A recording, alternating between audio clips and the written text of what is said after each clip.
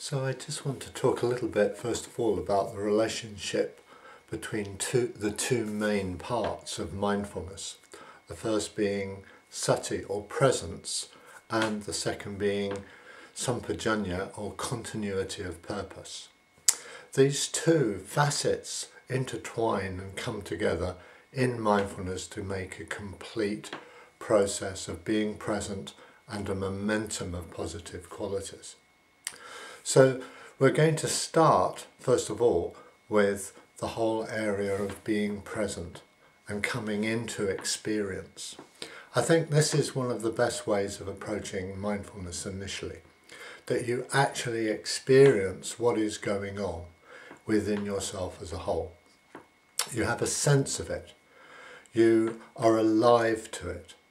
And this process of coming into aliveness to what is here in your experience at all levels, your body, your emotions, your thinking mind, your energy, and deeper, more subtle or finer qualities of mind, are all part of coming in to experience. We can experience them all. Now, part of the process of coming in to experience means that we need to have that intention. So immediately this relationship between presence and intention is predominant. So the interesting thing about this relationship is that initially we can just be thinking our intentions. We think, oh, it would be a good idea to come back into experience, to leave our preoccupations and our planning and our thinking about things and come much more into a more vivid sense of ourselves as we are sitting here.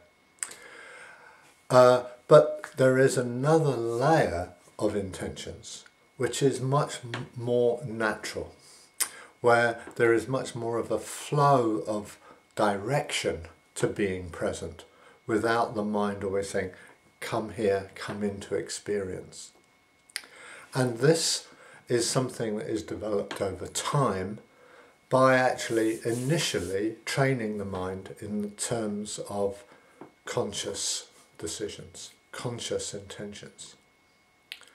So one of the ways that you can initially train the mind or bring the mind into mindfulness in the sense of presence particularly is that you can actually know clearly where you want your attention to be and what your direction is. So for example, you can have the intention to come into the experience of your body and the sense of yourself sitting here, your general mood, for example.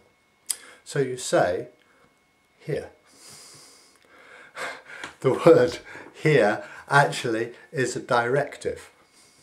It's pointing you in the direction.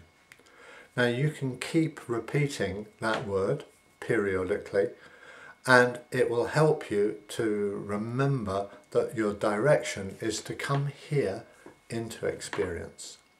So the more that you come into experience, the easier that momentum becomes. So there's a sense of momentum to being here, which is, you could say, your intention.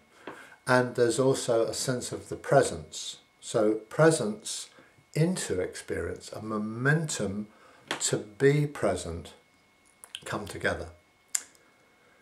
So I think this relationship between almost two directions, coming here and momentum, are very useful spatial metaphors. The sense of coming here is in relationship to your mind being away. And very often our mind wanders off all over the place in different ways.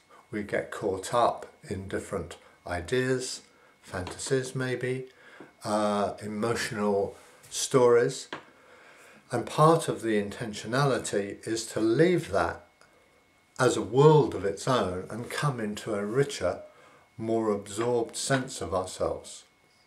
Absorbed in the sense of actually being absorbed in the experience, being present in the experience. So the relationship between coming into what is going on and what is going on developing as a momentum is very important. It's not just about coming here, but it's also into experience, but it's also about what is here developing and deepening. So let's say, for example, over a period of time in meditation, initially you might just be coming more here. Your mind is going away, you're coming here to the breath, coming here to the body, coming here to a whole sense of yourself. And then at a certain point in the meditation, as a result of that directing yourself into experience, it becomes something more natural, something more of its own momentum. And then the whole experience of presence becomes a momentum.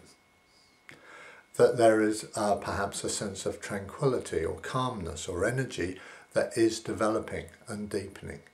And that is what I mean by momentum. Now, the word momentum is in itself perhaps not always easy to relate to, but other words are trickier, I would say. You could say that there's a sort of force, but the word force in English anyway is very tricky because it can be I'm forcing, I'm making this happen. And that is not what I mean. There is also a sense of flow, you could say, a flowing, deepening experience. But for the moment anyway, I'm just going to use the word momentum.